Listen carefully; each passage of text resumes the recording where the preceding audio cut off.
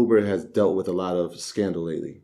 So they've been in the news for having the self-driving cars that have failed. They had a lawsuit. They had a lawsuit for the cars. All right, so we'll talk about this. So the lawsuit. So Uber, Waymo. You ever heard of Waymo before? No. I'm pretty sure nobody has ever heard of Waymo. So we have to give you the backstory on this. Google, I'm pretty sure everybody has heard of Google, right? Google and Uber have a very complicated relationship. Google was kind of Uber's big brother. It was like a big brother, little brother relationship, right? In 2013, Google invests $258 million into Uber, which gives them about 6% of the company. And the CEOs really like each other. They kick it off. In 2014, the CEO of Google takes a ride with the CEO of Uber, and they're trying to figure out how to make self-driving cars, right? The relationship sours the next year when Uber finds out that Google is putting money into self-driving car technologies by developing a company named Waymo. Waymo is Google's self-driving car technology company. They have a whole company devoted for self-driving cars. Yeah, so it's like a pick your brain meeting. Yeah. So Uber feels a way about this. So what Uber does is that they recruit one of their top engineers at Waymo to come to work at Uber, right? And right after he comes, they purchase a self-driving car company, forget the name of it, but it makes them $500 million in revenue. Google sues Uber because they said that the engineer stole 12,000 files from Waymo to give to Uber. All right. So now they have a lawsuit where they're going back and forth between if it was inside information that was stolen and it's illegal to do that. Uber said that they didn't do that. So long story short, they settled the lawsuit, I believe, a few weeks ago. And they settled the lawsuit for 0.34% of the company. Uber settled it with Google, and they gave Waymo what we call 34 basis points. 34 basis points is 0.34. 34% of 1% of the company, of Uber. Doesn't really sound like a lot, but that's roughly equal to $244 million. So they settled it for $244 million, but they're still not admitting that they did anything wrong. So now you have Uber, who is at odds with somebody that once was a major investor, or still invested in them, and it's a race for self-driving cars, right? It's a whole different conversation, but the self-driving car I don't know if I trust thing, it. Well, I'd rather trust a self-driving car than a regular driver, right? If you think about it, computers are probably more efficient than people. Like, look how many accidents there are on the road. In certain aspects of life. I'm not in sure mostly driving everything. I'm not sure driving a car. Okay, if you had a computer like IBM Watson, do you think that you would trust them to do a calculation, or would you trust? I would trust that. The smartest person? That I would. I would. It's the same thing. I with trust driving. myself more than the computer driving a car. Well, the computers don't have distractions. They're not texting.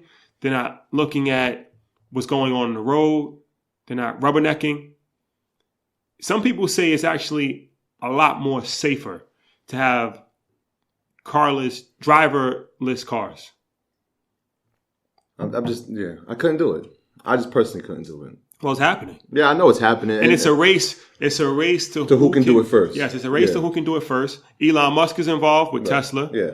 Uber is involved. But they've also, Tesla itself has had, again, so not scandal, but they've had some controversy with some of their cars malfunctioning.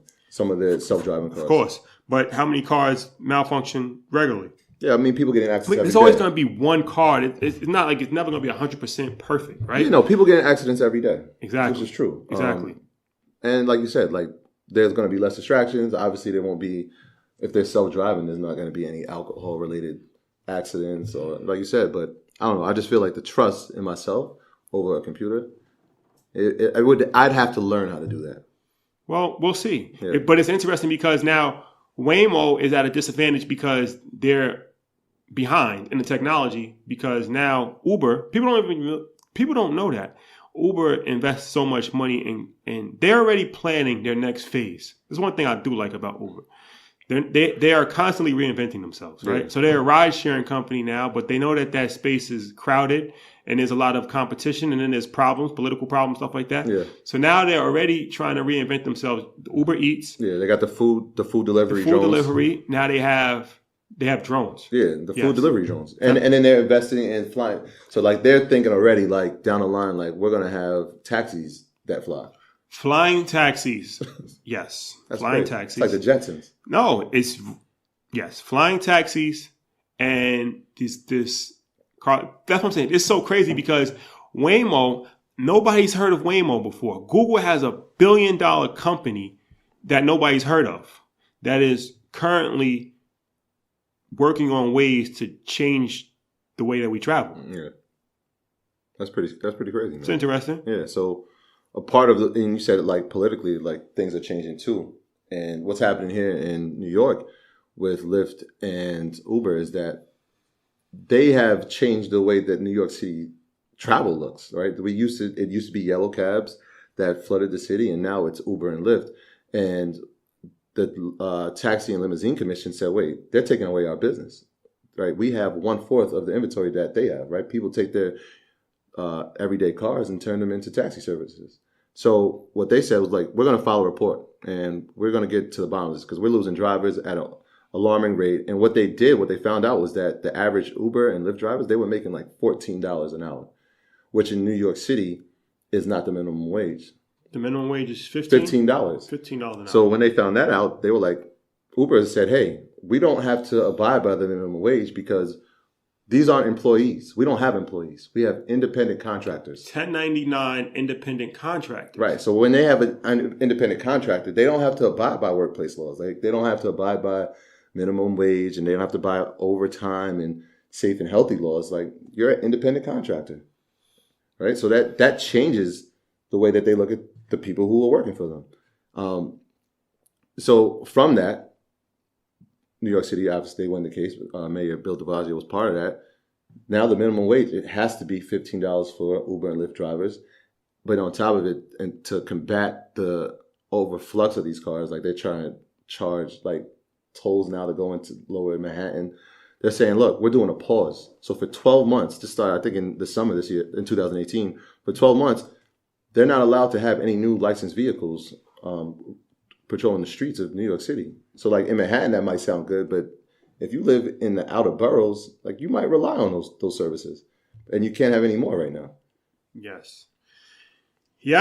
Well, it's like I always say, you can't stop energy. I don't think that that's a fight that the city is going to win because Uber, they're groundbreaking. They're not going anywhere. It's groundbreaking. Yeah. It's a groundbreaking idea, and it's disruptive.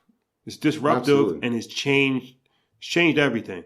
So I think that their biggest competition will come from other companies like Lyft and other new companies that spawn up, which is, I'm pretty sure they are aware of that, and which is why they are constantly reinventing themselves and adding new facets to their company. Yeah. Neither Lyft neither Lyft or Uber is profitable. Not yet. By the way. Yeah. But it'll be interesting to see how, when they IPO. I think that, obviously Lyft is at a disadvantage. They're a smaller company. Yeah. They have less, like you said, drivers. They have less revenue. They have less everything. They're not global yet. They're newer. Yeah. But at one point, MySpace was bigger than Facebook. True. At one point, Blockbuster was bigger than Netflix. Yeah, never discount the underdog. Man. So you never can't count them out. Just because somebody's number one right now does not mean that they're going to be number one forever. So it'll, be entertaining to watch, to see how this unfolds, whether, they get brought by a company, whether they take, each other over, whether they both succeed, who knows? Yeah. But everybody, There might be a third party that comes in. Who knows? it might be a whole completely different new company that Yeah. comes in. So, all right, well, we will follow it. We will look to see what happens.